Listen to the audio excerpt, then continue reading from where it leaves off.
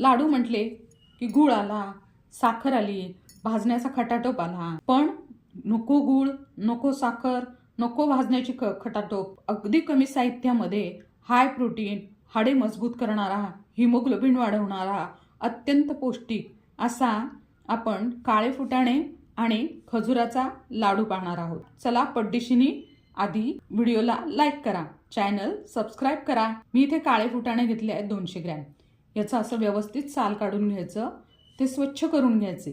आणि या 200 ग्रॅम फुटाण्यांसाठी मी 32 खजूर वापरले आहेत.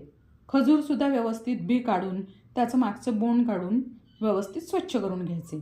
हे दोन्ही आपण एकत्रच मिक्सर ग्राइंडरमध्ये फिरून घेणार आहोत. हे व्यवस्थित बारीक करून झालं की याच्यासाठी आपण 8 ते 10 चमचे साजूक तूप घ्यायचं आहे.